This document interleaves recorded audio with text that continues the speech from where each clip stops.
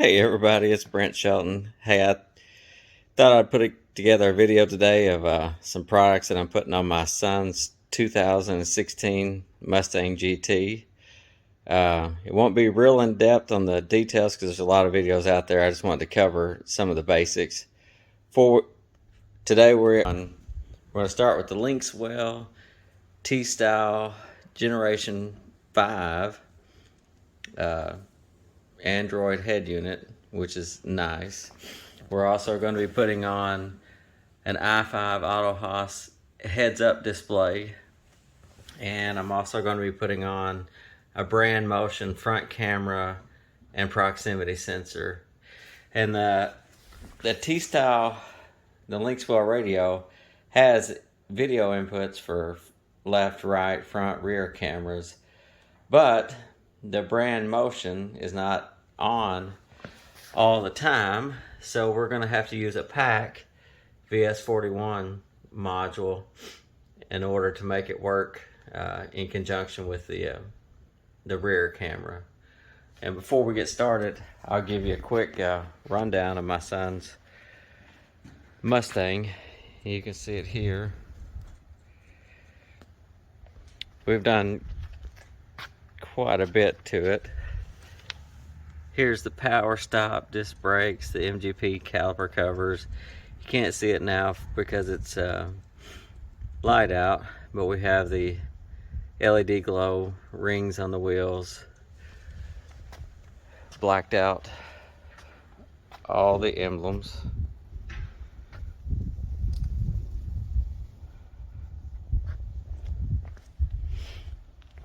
The same on the back. You have the PowerStop disc brakes, MGP caliper covers,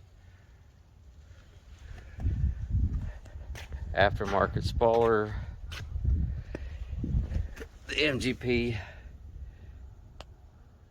aftermarket exhaust.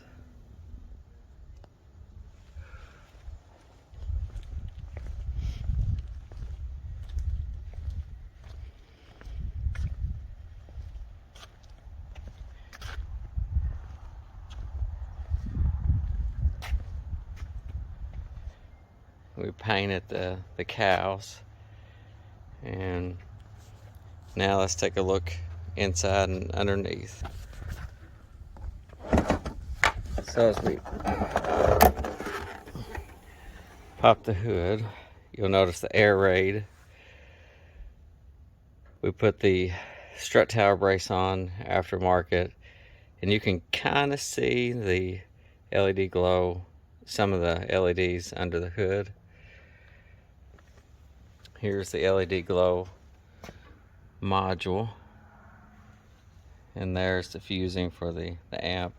And because of the size of the amp and the power draw, we also installed an aftermarket battery. And the battery that we chose was the Excess Power. Had good reviews, and so far it's worked and it's held up pretty good. Alright, now moving on to the inside. You see the red accents that we placed everywhere. The fiber, the paddles and the rings.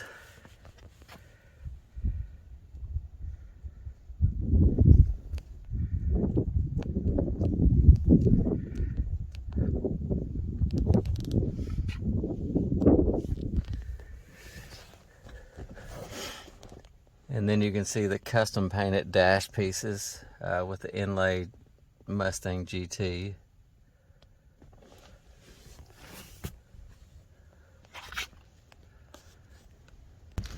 Now look from the passenger side.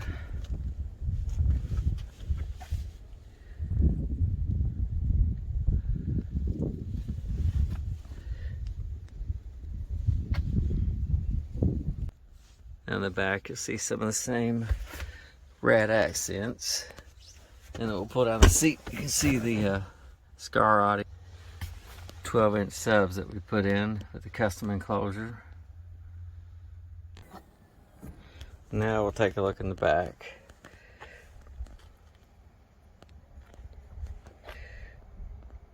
I left the factory subwoofer in just so that we didn't have the big gaping hole with the aftermarket. And now if we lift up the underneath, I'll show you the amplifier and stuff. Alright, now the cover's off so you can see what I did in the back. It was just simple. Most of the Mustangs, as you know, they don't come with spare tires anymore. They just come with the pump and a basically repair kit. So we just got the Scar Audio amplifier, the Sting capacitor, fuse block, and the LC2i Pro. The factory radio doesn't have RCA output, so we had to use the LC2i Pro. But the Linkswell unit does have RCA output, so we'll be running some RCA cords, and we won't need the LC2i Pro after the install of the Linkswell.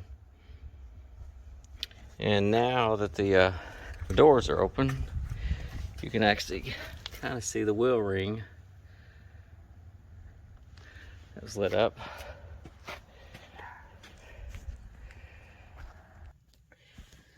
Okay, before we start taking things apart, there's one thing that we need to do. Linkswell has stated that some users have had an issue with the sound being a little off, and they think it's because your settings get hung up in the factory EQ after the fact. So they recommend that you go in and flatten everything out and put it back to factory before installing the Linkswell unit. So we'll turn the accessory power on. It's pretty simple.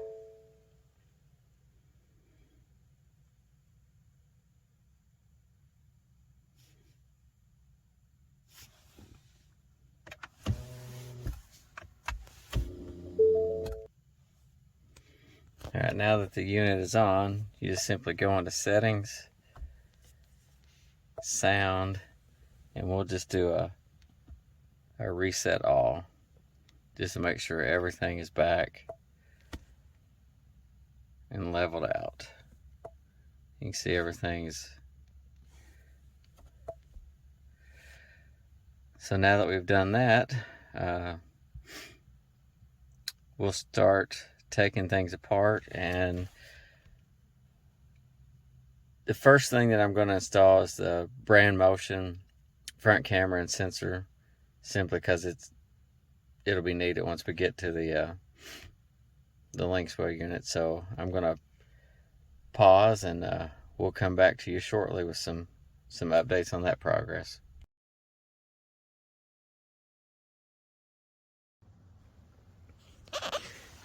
Alright, there's really not much to the Brandmotion. It's just your speaker that gives you the audible beeps when you're getting close to something. The actual sensor, their controller box, and inside here, let's see the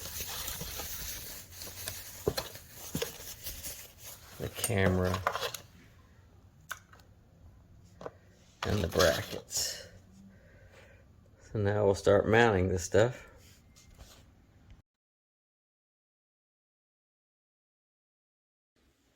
Okay, I'm back. Finally got the Linkswell, the heads-up display, and the Brandmotion curve alert installed. Relatively easy install. The Brandmotion curve alert probably took the longest and finagling, because not the easiest instructions to follow. The heads-up display, plug and play. Linkswell, for the most part, it's just plug and play once you figure out what harnesses and stuff you're going to use. I'll go ahead and turn it on and let you see. We've got a custom boot screen that you'll see as it comes up.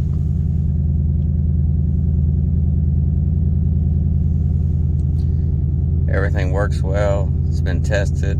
The Wi-Fi, Bluetooth, Apple CarPlay. no issues whatsoever with the Linkswell. Now, one thing I did do on the Brandmotion curb alert with the front camera, put in a toggle switch so that as my son starts pulling in a parking space, he can go ahead and activate the camera and not have to wait, because the Brandmotion curb alert does not activate the camera until an object is detected. So flipping the toggle switch makes the camera come on immediately, as you can see there. And I'm just using the 360 trigger wire on the back of the Linkswell to activate with the toggle switch, and then turn the toggle switch off and the camera drops out. And if you can see the heads up, we'll back out and I'll give you another shot from outside of the heads up display. There's a good shot of the heads up against the wall. We'll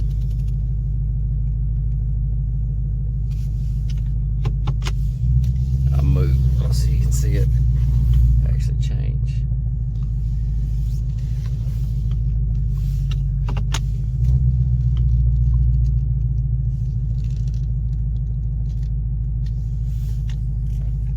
Now I'll step outside and I'll show you what a visual of the curb alert once it's installed.